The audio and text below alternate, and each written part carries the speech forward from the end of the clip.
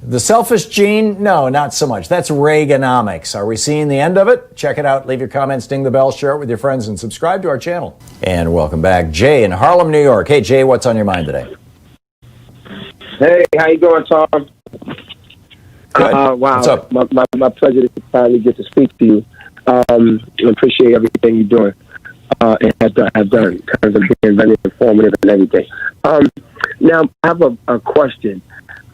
I heard that Nancy Pelosi is the only one that can actually stop this, prevent this Supreme Court appointment. Everyone else can scream, make noise, holler, Chuck Schumer and everything, but no one can stop the process. Nancy Pelosi has no power in this process, Jay. But this is what I'm hearing. I mean, this is what I heard. I want you to just because this is what I wanted to verify. And the way she would do that, or she could do that, only because it starts in the House, and she's the person who starts that, is the impeachment process, and he had some other reason to be impeached. Oh, yeah. But once that starts, that all these other things, such as the Senate hearings, have to stop. So if she were to start, and to my knowledge, no, not to my knowledge, but she knows, because it was asked of her. She knows it. So I'm saying, I was like, I'm not sure she knows enough, but she does. So I'm just wondering, and why this is not out there. People just don't know. And I would like to get out there, because I think people need to raise that. I mean, we need to do everything we can. Jay, let me stop you right there, because you're running off a misconception. And I've seen this on a number of progressive websites. There's a lot of Democrats who are like, if Nancy Pelosi would just impeach Donald Trump. Well, first of all, that process takes quite a bit of time. I mean, it's got to go through the Judiciary Committee, and then it's got to go to the full House, and they've got to do their whole song and dance like they did last time, number one. Number two, and that would probably take us beyond the election.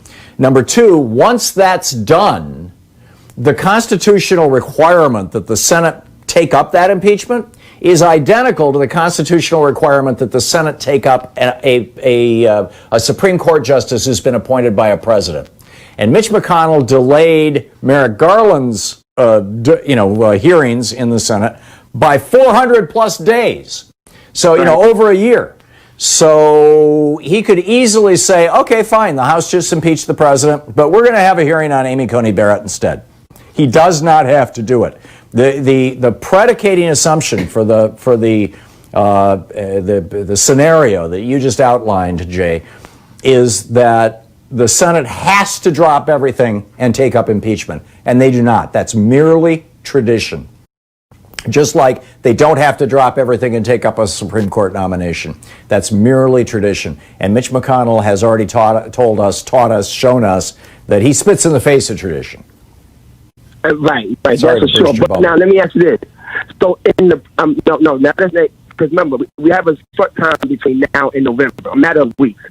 I mean, Election Day. Right. So if this is a stall tactic, it's an actual official process. And so it won't even make it to Mitch McConnell, right? We're not talking about that. We're talking about in terms of just being able to stop the proceeding, because there's an actual impeachment process. He didn't say that had to complete. You know what I'm saying, Tom? You don't have to complete it. Yeah. The process. Is that correct or no? No, I get that, but that's not going to interrupt anything in the Senate, Jay. Jay, thank you for the call. We're all wishing and hoping that there was some magic, magic bullet is the old phrase. I hate using that metaphor, but some magic thing that was going to solve it and say it's just going to be us. We got to vote.